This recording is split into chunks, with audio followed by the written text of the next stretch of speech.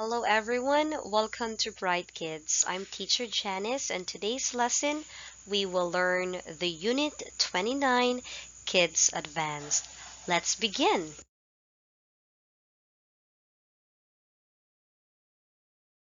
Let's learn the new words.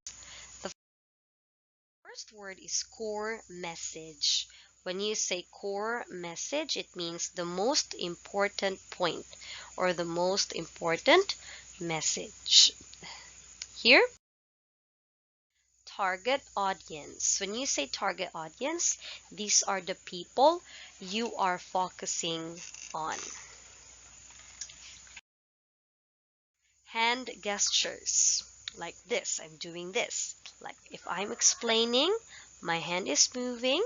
So that is what we call hand gestures. It means a movement of your hands. Okay. Now let's read the tips. So here are our top tips. Prepare your presentation carefully. Is the structure easy to follow? Will it communicate your core message? Consider the target audience. Make sure that what you say is at the right level to hold or keep their attention. An interactive presentation is a good way to connect with your audience and keep them interested. Don't forget that body language is really important too. Try to stand or sit up straight as you talk. You might want to use a few hand gestures to help emphasize your point. Look at the audience. You should make eye contact with about 5 or 6 different people, but don't maintain eye contact with one person for too long. If you feel nervous, breathe deeply. This will also help you to speak clearly. Your tone of voice is important and you will be easier to understand if you sound calm. Even people who are used to public speaking can feel nervous about dealing with questions after a presentation.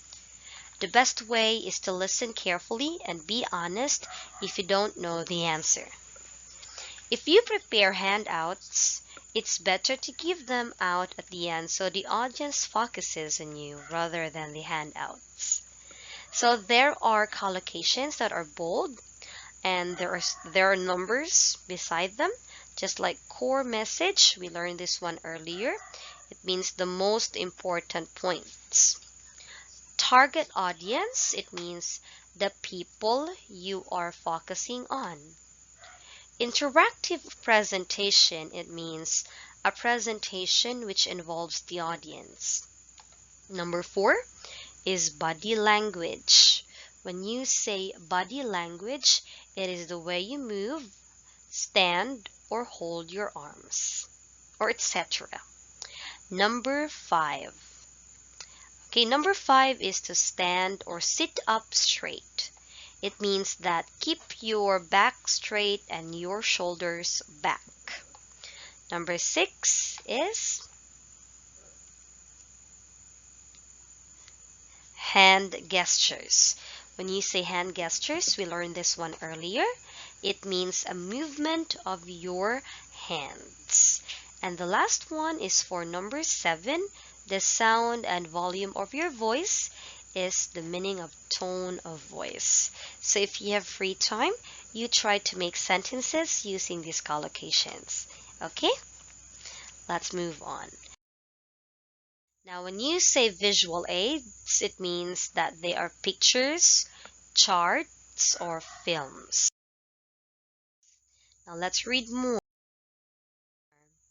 So, clear visual aids are a great way to make or to have an impact on your audience.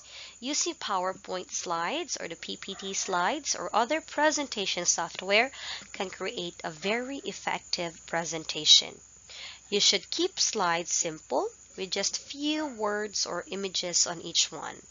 Be sure to use a clear font which is easy to read. Think about your key points for each area and try to write this in just few words on the slide. You might want to use bullet points to help the audience follow your argument.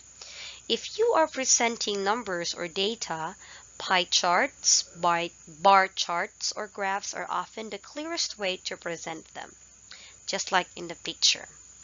Using pictures or animations can help bring the presentation to life and make it more memorable, but too many can be confusing and distracting. So here, for number one is visual aids, just like pie chart or a bar chart or like this. So if pictures, charts, film, and etc. Number two is key points.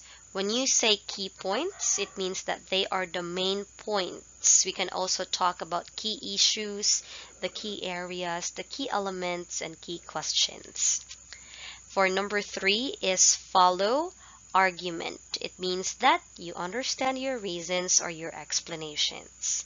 And the last one is bring to life. When you say bring to life, it means that to make more interesting and lively. Okay, now let's try to speak. Oh, I am sorry. If you have free time, you try to make sentences using the collocations that you learned earlier. Okay? Mhm. So, what do you think makes someone a good person or a good leader?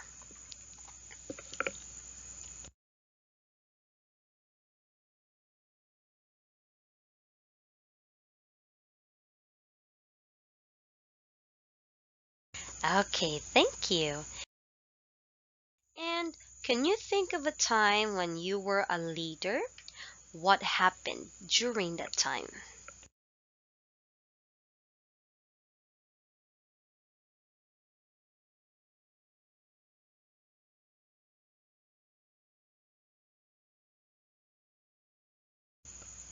Okay. And what do you like most about being a leader?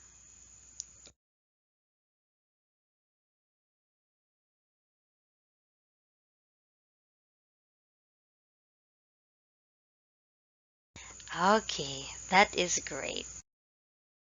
So, that's the end of our lesson. Again, I'm Teacher Janice, and I really hope to see you here in Bright Kids. Goodbye.